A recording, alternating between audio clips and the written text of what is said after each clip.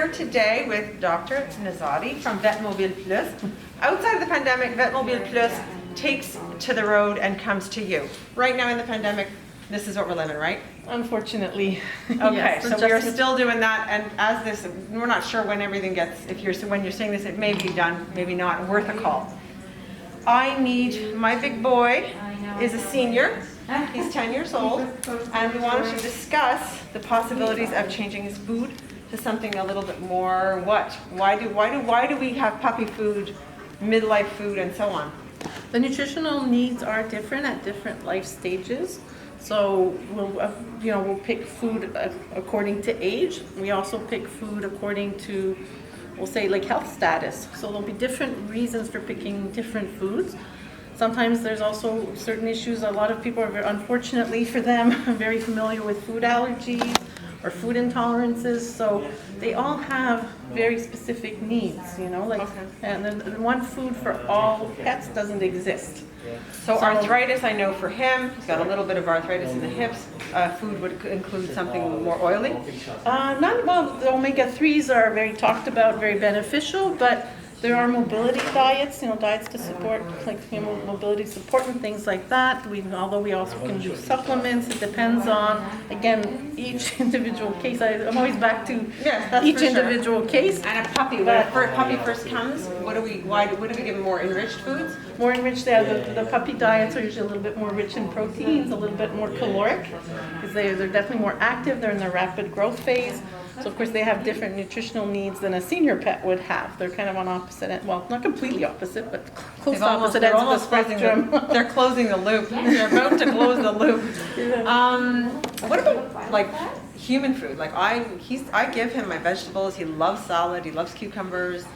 Yeah. Is that okay? Is that considered? The vegetables are considered like a safer option as treats go. I mean, you do want to be careful for things like grapes and onions and garlic, but grapes, onions, garlic, chocolate. I heard. Yes, chocolate. Not that that's a treat, but if they get into it, exactly. Yes, there are some dangers there, but as far as treats go, partly too, because a lot of dogs with food allergies are more often than not allergic to the protein source.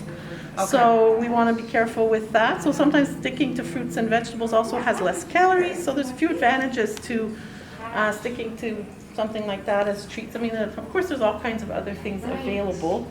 I mean, some companies will have treats that have similar ingredients to the food that their actual diet, so you're not varying up the protein source too much. There's a lot of different approaches we can take.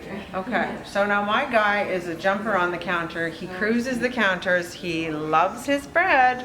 We all know that. He's got a following all of his own where he goes on the counter, grabs the bread. He'll eat in seconds. Yes. Is there a way besides giant cake bells to stop him from doing that? How bad is it for him?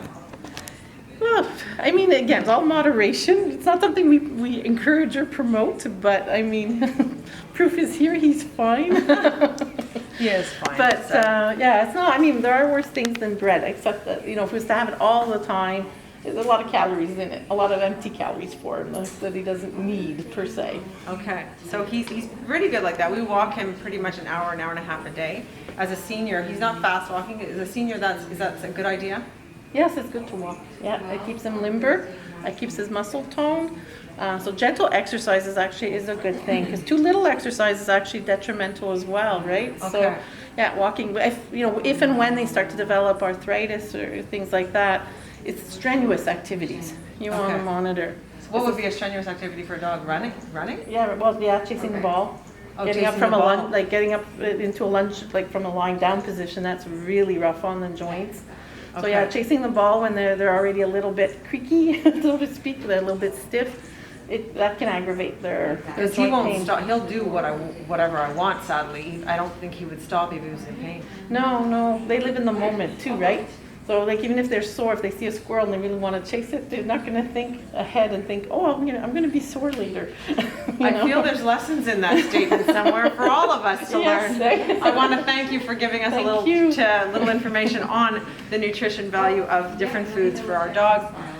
Check out VetmobilePlus. They do go on the road outside of the pandemic. This is Dr. Nosotti. I'm Rhonda Tank from West Island News. We want to thank you for joining us this morning. Thank you.